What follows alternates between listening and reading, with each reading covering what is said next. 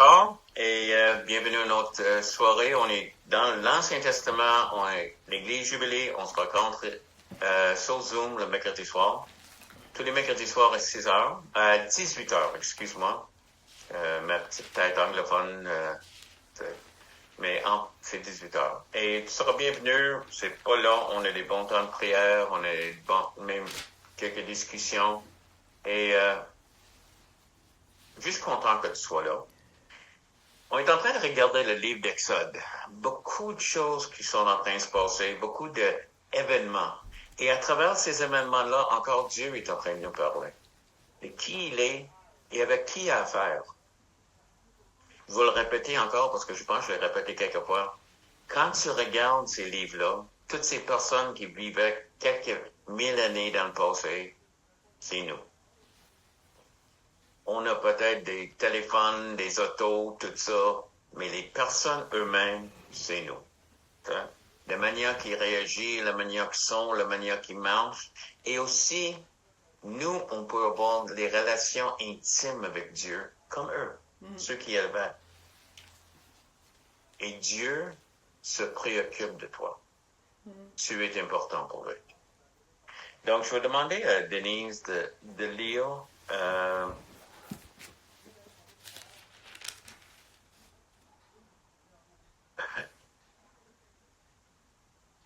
OK. Lis jusqu'à 14, s'il vous plaît.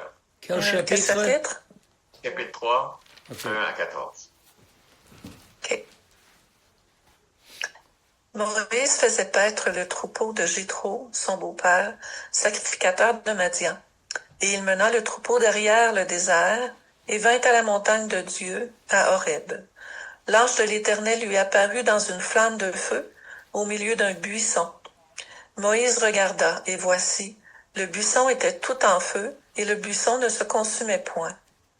Moïse dit, « Je veux me détourner pour voir quelle est cette grande vision, et pourquoi le buisson ne se consume point. » L'Éternel vit qu'il se détournait pour voir, et Dieu l'appela du milieu du buisson et dit, « Moïse, Moïse !»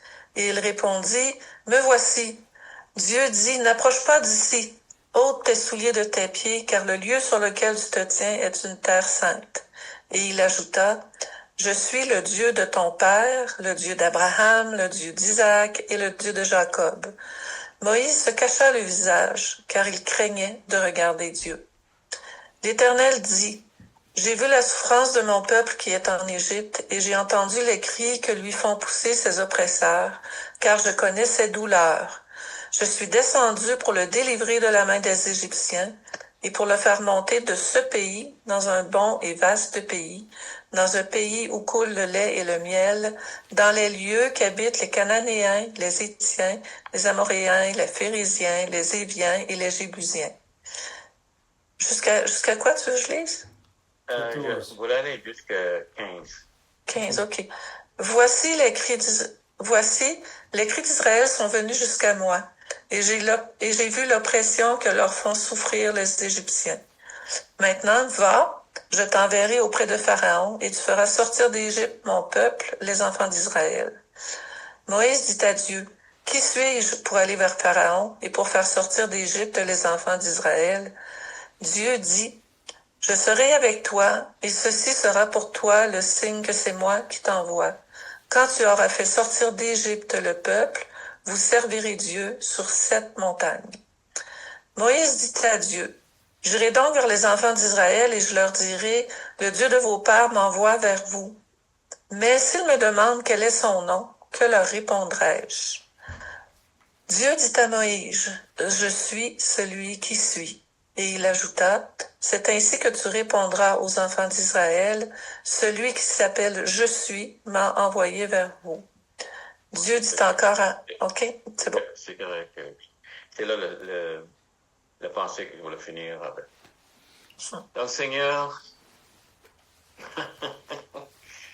moi, j'ai jamais mené un troupeau nulle part. J'ai jamais été... Je suis pas un grand montagnard. Mais on remarque dans les réactions que Moïse, encore, il est un homme comme nous. Et on remarque aussi que tu es là. Et quand tu veux parler, tu trouves des moyens de parler. Amen. Seigneur, aide-nous à comprendre qu'est-ce que ça a à faire avec nous. Et en l'exemple qu'on voit de Moïse, qu'est-ce qu'il est en train de parler pour nous, tes serviteurs, et pour nous, pour des personnes qui n'ont jamais eu une relation avec toi? Parce que ta parole parle pour tout le monde. Aide-moi à le transmettre, Saint-Esprit. Amen. Donc, la raison, je voulais parler un peu.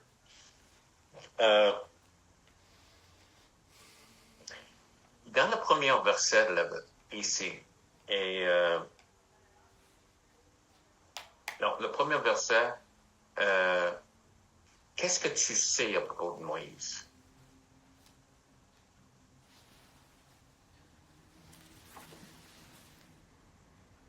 Ben, qu'il a pris le métier de berger. Tu sais, il a été éduqué en Égypte, c'est un homme qui est cultivé. Mm-hmm. Puis, dans son quotidien, dans le pays de Madian, ben, il est devenu berger. C'est ses tâches quotidiennes. Moi, donc, je vois ça. Oui. Penses-tu que les gens qui n'ont jamais connu Moïse verraient, penses-tu qu'il verra comme un homme cultivé ou juste un berger? Un berger. OK. Puis, Linda, à qui appartenait le troupeau? Jethro, son beau-père. OK. Maintenant, Glenn, veux-tu lire Genèse 31, 41? C'est le livre juste avant Exode. Merci beaucoup. Genèse 31, 41. Oui. Voici 5... C'est Jacob qui parle. Oui, okay. C'est bien beau. Voilà 20 ans que j'ai passé dans ta maison. J'ai été servi 14 ans pour tes 2 filles et 6 ans pour ton troupeau et tu as changé 10 fois mon salaire. OK. La chose que je veux que tu réalises ici, c'est que Moïse, ça fait 40 ans selon Actes chapitre 7. C'est là que Étienne dit, Moïse était là 40 ans, le jour qu'il a rencontré Dieu. Et qu'est-ce qu'il a, lui, après 40 ans? C'est qu'il s'occupe le troupeau d'un autre. Oui. Jacob, il a fait la même chose, il travaille à son beau-père, mais lui est parti avec richesse après richesse après. Il y avait des troupeaux, il y avait toutes sortes de choses. Puis quand il est sorti, il était un homme riche. Oui. Moïse est toujours un homme pauvre, humble. Dans les deux, si je cherchais, un peu comme les 7 fils de Jesse, qui sera le roi en Israël, on n'aurait jamais choisi David, j'aurais peut-être choisi Jacob plus que Moïse. Parce qu'ici, c'est un homme humble, il n'a même pas son propre troupeau. Et l'autre chose, je pense qu'il y a un peu...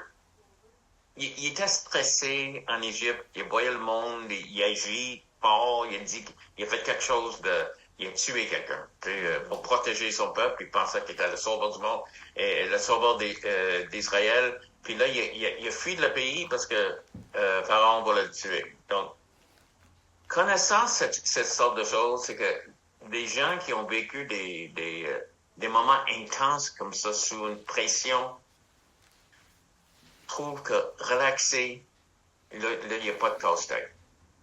Son beau-père, c'est un bon gars, on va le voir plus tard dans la parole. C'est un homme juste, un homme, il avait sa femme, ses enfants, sa petite vie.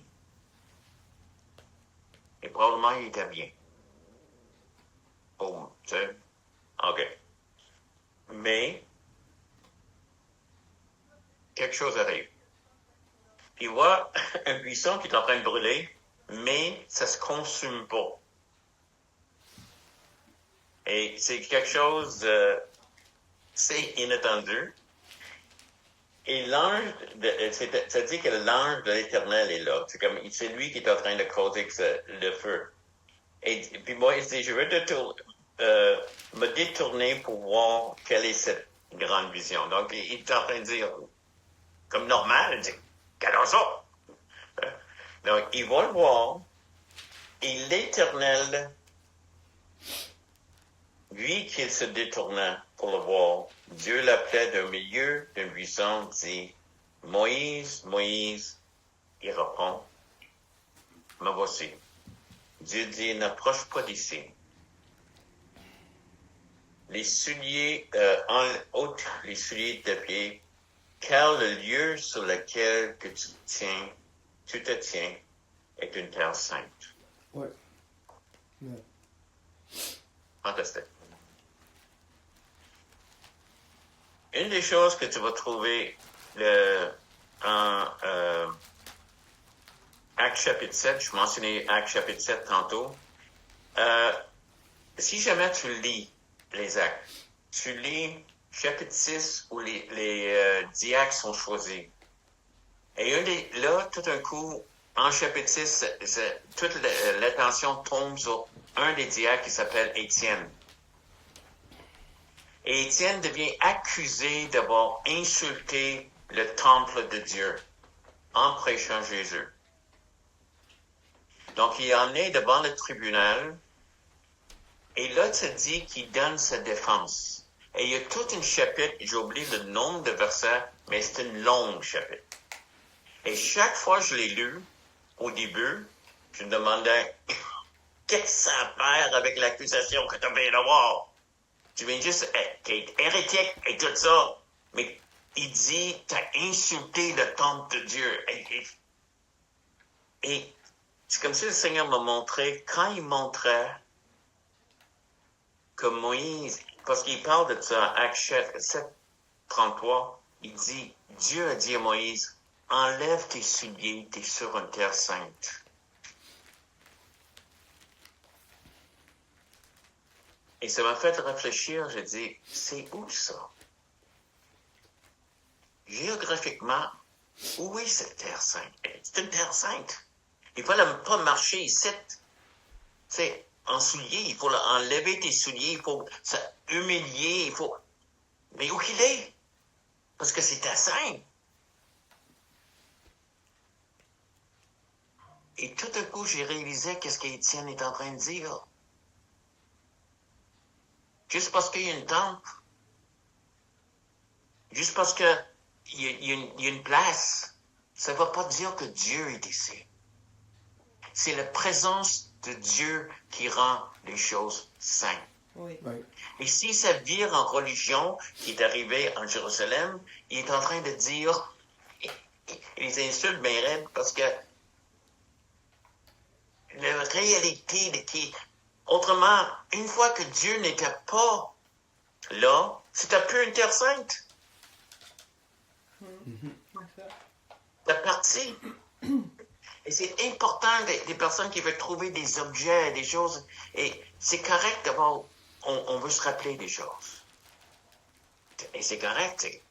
Peut-être une photo, des choses, des dessins, il y a des super peintures et tout ça, de toutes les choses qui sont arrivées.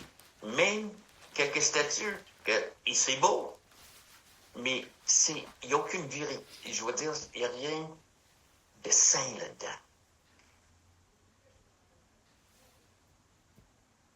C'est nous qui contient aujourd'hui, depuis le mort de Jésus, la sainteté. C'est la présence de Dieu en nous, que Dieu vient habiter en nous. L'autre chose, c'est qu'une fois que Dieu quitte un lieu, on a déjà été...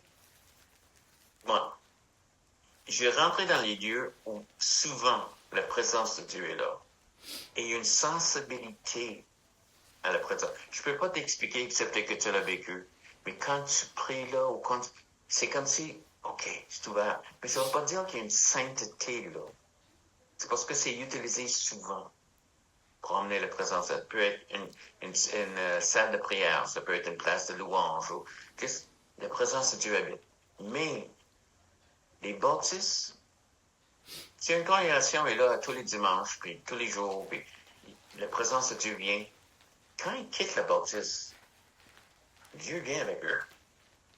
Le baptiste ne demeure pas saint. Et c'est ça qui est arrivé en Israël. Ils ont pris l'arche de Dieu, disant, Dieu va être avec nous dans la bataille, puis ils ont perdu l'arche de Dieu. Même si la présence de Dieu était là, Dieu n'était pas sur leurs ordres. On va vivre comme on veut, puis là, c'est un peu l'idée de Dieu est obligé. Regarde, j'ai l'objet ici. Mhm. C'est important pour nous de comprendre ces choses-là aussi, comme Église. Parce que la sainteté vient parce qu'on cherche la présence. Et la présence vient. Oui, ça vient d'un acte de volonté. Oui, ça vient de qu'est-ce que... Mais la plus grande chose, c'est que Dieu est là. Et si on est 3 ou 3 millions, si Dieu est là, c'est une place sainte pour le moment. Quand ils ont fait le dédicace en fin de semaine, ils ont fait ça, ils ont dédié les États-Unis à Dieu. Je crois que c'était un temps saint. Mais je ne sais pas si la place qu'ils l'ont faite, je ne me rappelle pas exactement quelle partie de Washington, maintenant que cette place est sainte. Mais est-ce que l'Esprit de Dieu était là? Ceux qui étaient là témoignaient, oui. L'atmosphère, le Shekinah, qui était la présence de Dieu, était là. C'est important qu'on puisse savoir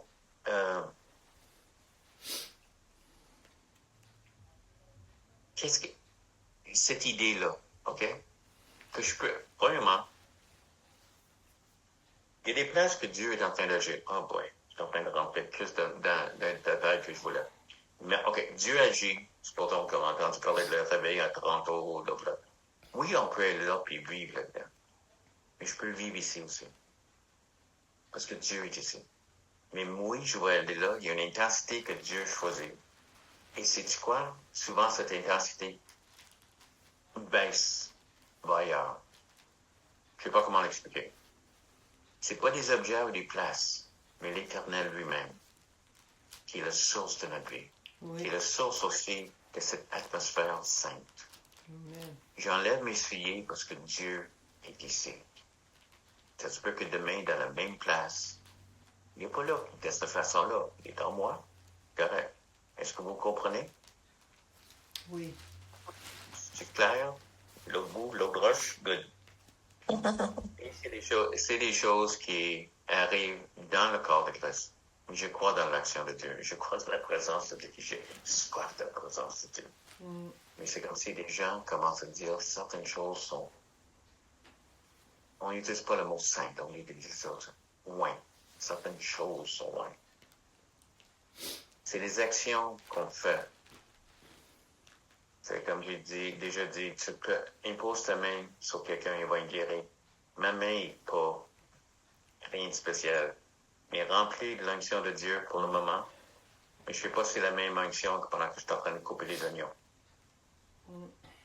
Oui, je sais que tout le monde qui me connaît sait que c'est Margie, ma femme, qui coupe les oignons. Mais en tout cas, tu vois qu'est-ce que je suis en train de dire.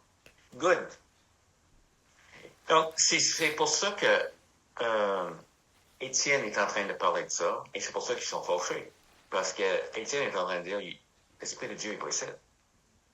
Il n'est pas dans le temps parce que vous avez abandonné Dieu. Et c'est pour ça qu'ils l'ont lapidé. Donc, Dieu est en train de lui parler, il enlève ses souliers, et donc, voici qu'est-ce qu'il dit. Moïse, je suis le Dieu de ton père, le Dieu d'Abraham, le Dieu d'Isaac, le Dieu de Jacob. Moïse se cachait le visage car il craignait de regarder Dieu. C'était tellement comme quelque chose d'intime. Et l'Éternel dit, j'ai vu la souffrance de mon peuple qui est en Égypte.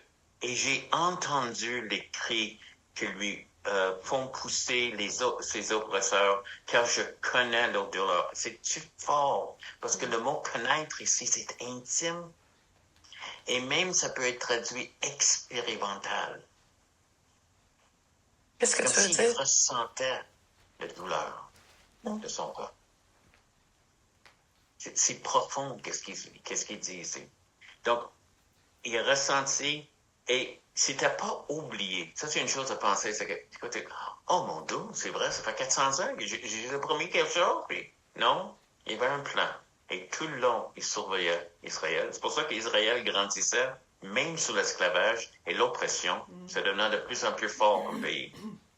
Mais Dieu dit ça et dit,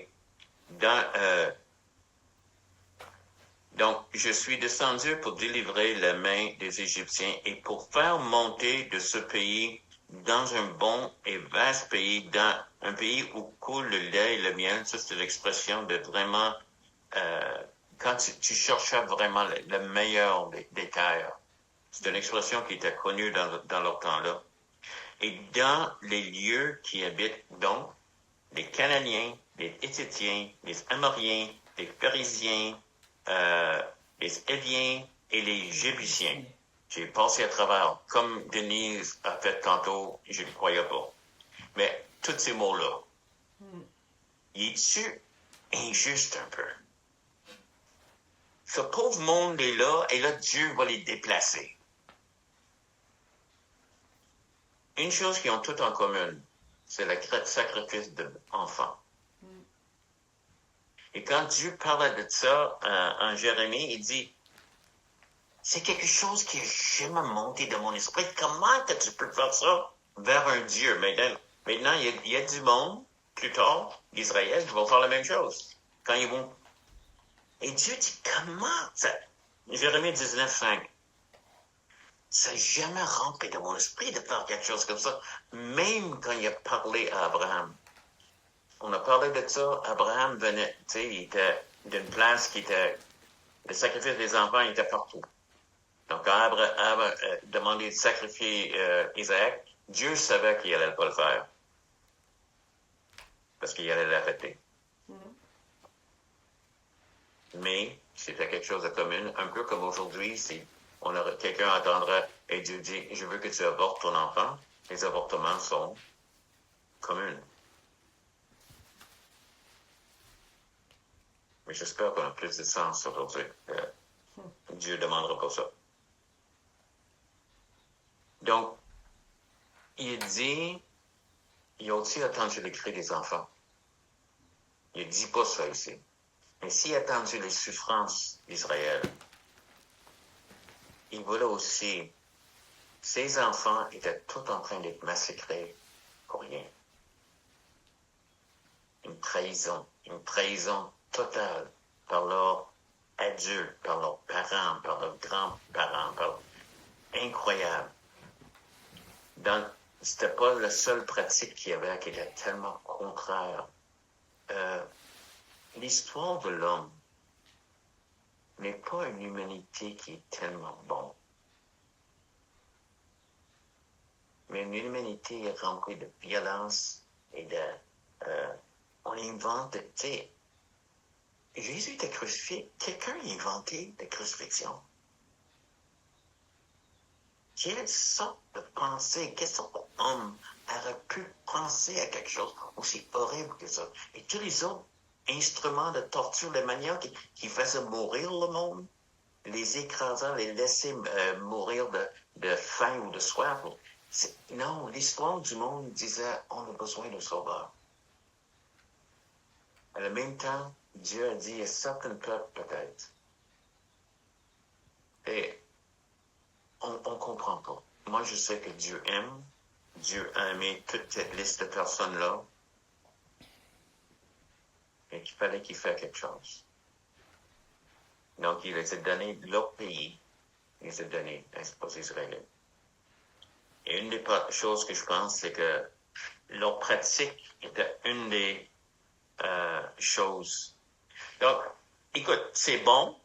Je suis descendu, je vais te donner le pays.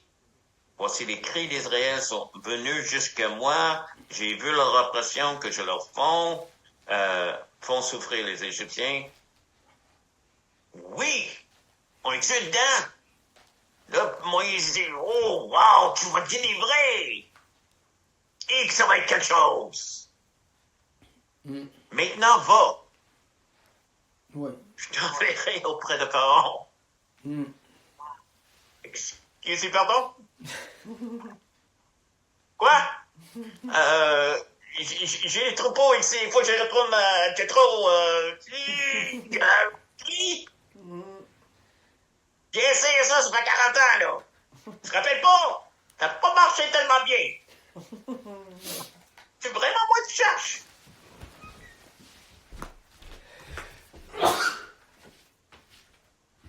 Une des choses que Dieu a un peu de misère des fois à répondre aux prières.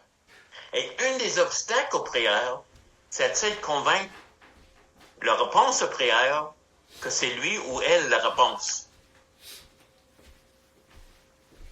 J'ai lu un témoignage, je me bénis, c'est une petite dame une petite dame, condescendant un peu, c'est une dame, qui était dans une épicerie, puis elle est en train de, elle ressentit, elle dit, j'ai le cœur de payer les épiceries de quelqu'un, l'épicerie de quelqu'un. C'est Dieu, c'est moi, c'est Seigneur, j'aimerais savoir, c'est toi ou tellement a dit, ben écoute, ça n'aura pas tort, ça ne me réduira pas, on va payer l'épicerie de quelqu'un. Donc on voit, puis il y a une vieille dame qui est en train de payer, puis elle voyait qu'elle choisissait bien ses affaires, elle n'avait pas beaucoup d'argent ou d'autres. Puis elle a juste dit, madame, est-ce que je peux payer votre épicerie? Et la dame dit quoi? Elle a fait répéter, je m'en dis autrefois. Puis là, elle lui se jette dans les bras et elle dit, Dieu m'entend, Dieu me voit. C'était pas une grande chose, mais elle était la réponse à la prière de cette dame-là. Moïse était la réponse à la prière de 400 ans, ou peut-être 200, peut-être pas les 400 ans abusés. Mais toutes ces années, Moïse était la réponse. Et c'est-tu la personne qui n'était pas convaincue? Moïse? Je comprends. T'sais, il dit, donc Moïse dit, qui suis-je pour aller faire Pharaon? T'es le gars qui a tué, ça fait 40 ans, tu te rappelles-tu? T'es encore le même gars, mais maintenant t'as l'attitude qu'il faut. Tu t'as rempli de toi-même avant. Maintenant, j'ai besoin de quelqu'un qui est vidé de lui-même et prêt à faire qu'est-ce que moi je veux. Cette histoire-là va continuer. Donc, on voit des choses ici. On a un homme qui est en train de garder les troupeaux de son beau-père. On ne dira pas que c'est un super succès dans le monde. Un gars qui est sorti d'un palais. Et tu peux imaginer, en train de se comparer avec son ancienne vie, comment il pense de lui-même. La richesse qu'il y avait en Égypte, puis là, en même temps, il est probablement bien. Il a paix, il mange bien, il a une bonne relation avec sa famille, avec le beau-père. Le buisson, Dieu dit, je suis en train d'écouter, j'écoute mon monde, je vais les libérer. Et je suis en train de cette partie-là, Moïse probablement dit, good, yes, yes. Puis là, il dit, toi. Oui. Amen. Oh, oh, oh.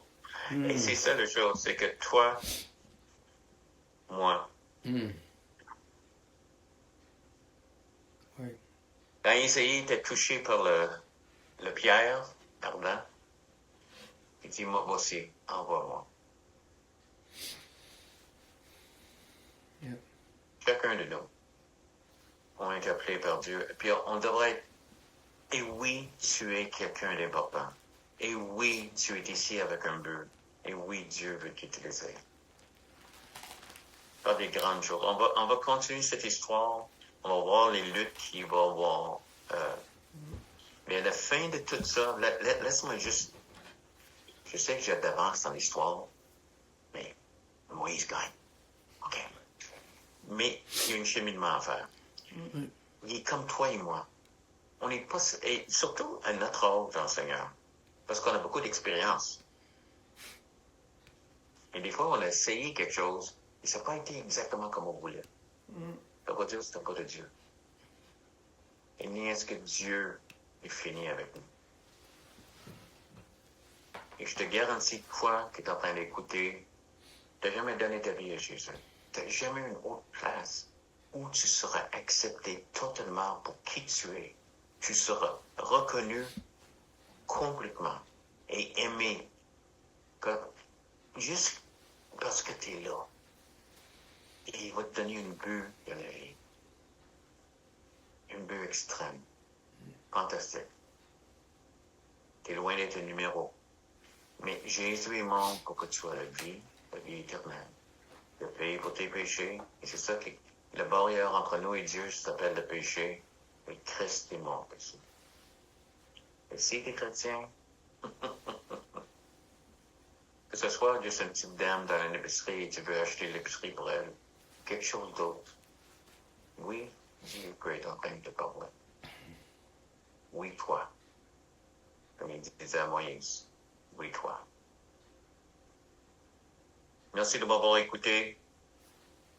Comme je dis, mercredi soir, 6h ou 18h, on est là. Adresse Zoom est là. Dimanche matin, 4458M, des Bosquets, c'est Augustin de Desmaures. Tu peux venir nous rejoindre dans l'église maison. Si tu es dans la région de Québec, tu as mon numéro de téléphone, mon courriel et aussi l'adresse Zoom. Dimanche matin, il y a du monde qui nous rejoint en Zoom aussi. Tu peux zoomer avec nous. OK? Merci. Et oublie pas, t'es important. Dieu a une place pour toi. Ton idée de toi-même n'est pas nécessairement bien réglée. Parce que Dieu te voit. Sois béni.